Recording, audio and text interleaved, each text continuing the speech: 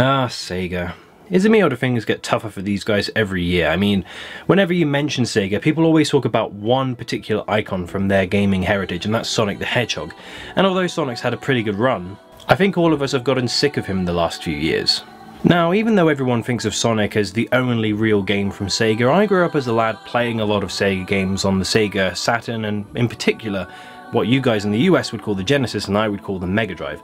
And I grew up in the golden era of Sega games, you know, and I had a long plethora and love of lots of games by them, like Decap Attack, Sonic the Hedgehog of course, and things like Streets of Rage and all sorts, but one game in particular really sticks out in my mind as one of my favourites as a kid. And today I'll be talking about that game, and it is called Golden Axe. Golden Axe was originally made for the Sega Genesis in 1989. It was one of the first games I remember playing as a kid, and although I still have the original copy today, I'll be playing the ported version of the game for the Xbox Live Arcade.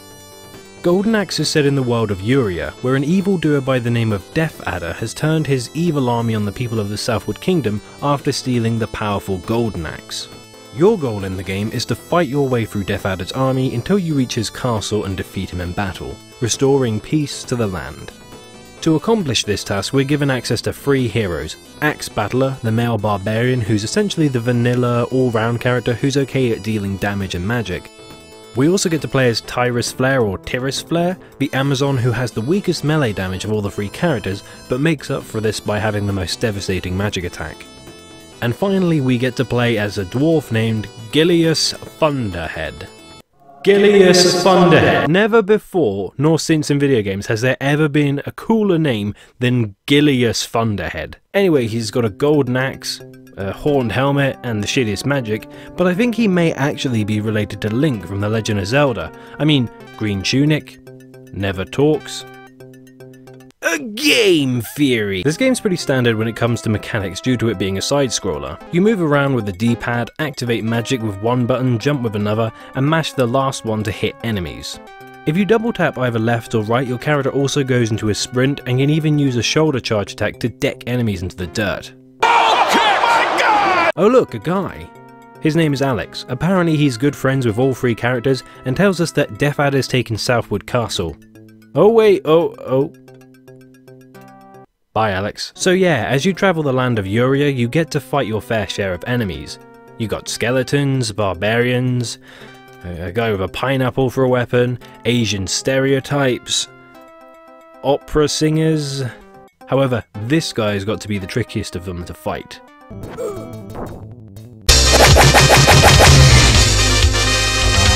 They actually all have names which you can find in the game's credits, and some of them are fantastic.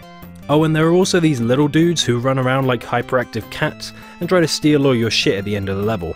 However, in true barbarian spirit, you can just kick the shit out of them to get your stuff back. The music in this game is nothing short of iconic. For some reason when I was a kid, I thought the intro was the sound of groups of spiders playing trumpets. Ah, the days of youth. I think the main thing I really liked about this game was how the music added a sense of wonder and majesty to the world. Oh, and the end credits song is brilliant.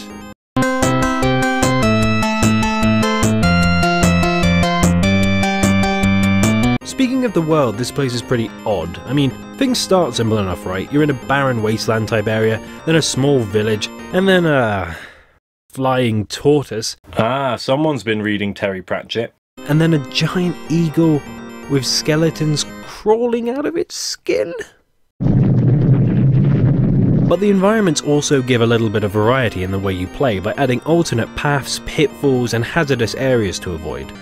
This game also features co-op, so you and a friend can tear through the enemies of the game using combinations of each other's attacks, and even combine magic for more deadly combos on boss fights. Like this guy. Oh, look who's been eating all the pastries at the local bakery. Tough as they are, the bosses generally don't change that much in anything other than appearance and stats. Primarily these guys are the only thing worth using your magic on, and if you store up enough, you should be able to deal a fair bit of damage to each area boss from level to level.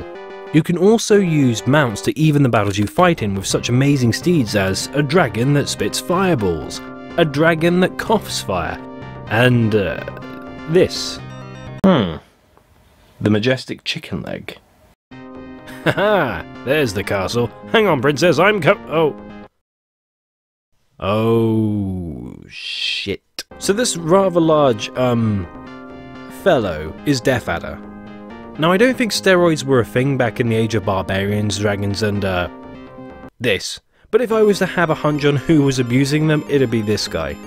He kinda just wails on you with his axe and shoots explosive pods through the ground, but he's easy enough to kill if you take care of the surrounding mob first.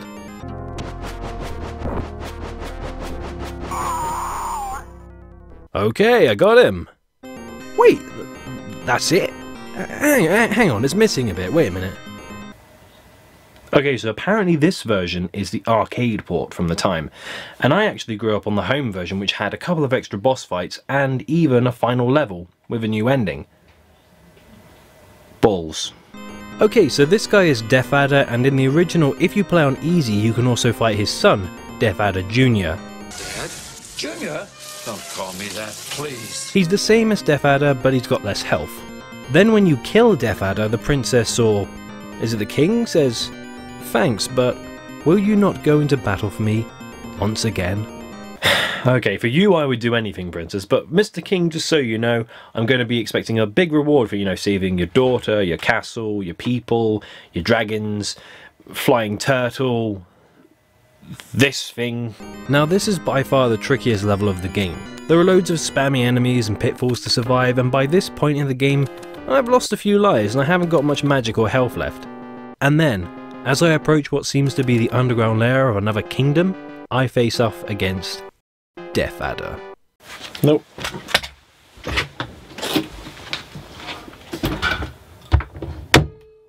Oh wait, my mistake.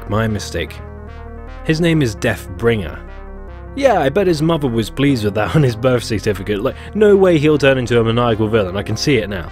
Model student, best in the class, A+, teacher's pet. Slumber party. So wait, I'm assuming that this is Death Adder's dad and Junior's grandfather, right? I mean, okay, maybe this won't be so bad. I bet he's got some form of arthritis setting in, bad back, dentures, maybe even...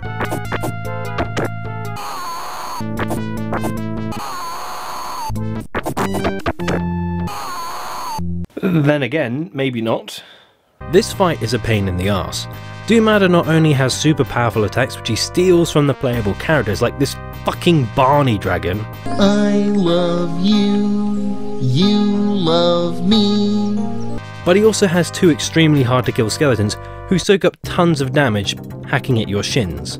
Imagine it like being in a boxing match and you're fighting your opponent and he's armed with a sledgehammer, and he's also brought in two honey badgers wearing armour who hack at your shins while you fight him.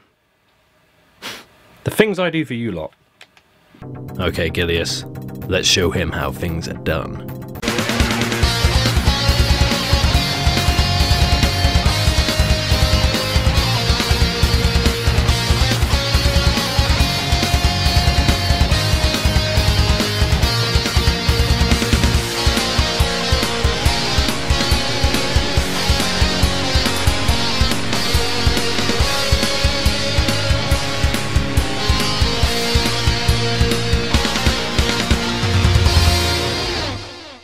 So yeah, that was Golden Axe, one of my favourite childhood games, even though it doesn't hold up today with graphics or combat, and it's quite exploitable and very simple, and the replay value isn't that great. It toughened me up as a kid and it taught me 3 very simple rules.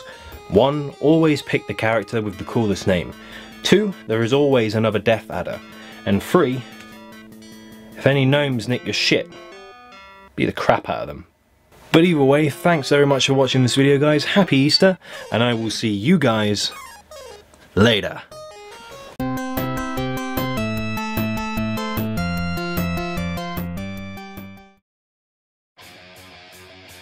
Hey guys, thanks very much for watching this video.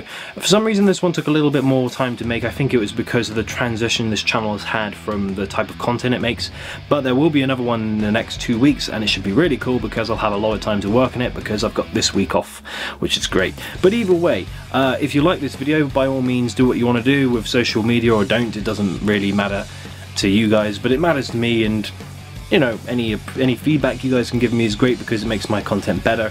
And if you tell me what you think in the comments, whether you liked it or you didn't like it, then that helps as well. But if you want to click here or here, I'll put a couple of other videos. We'll have a gem and a gauntlet like usual. And yeah, should be a bit of fun. The next month there's going to be a lot of cool content, and in tomorrow's Fortnite update there will be a bit of an explanation for that. But either way, thanks so much for watching this, guys. Hope you guys enjoy your Easter, and I will see you guys later.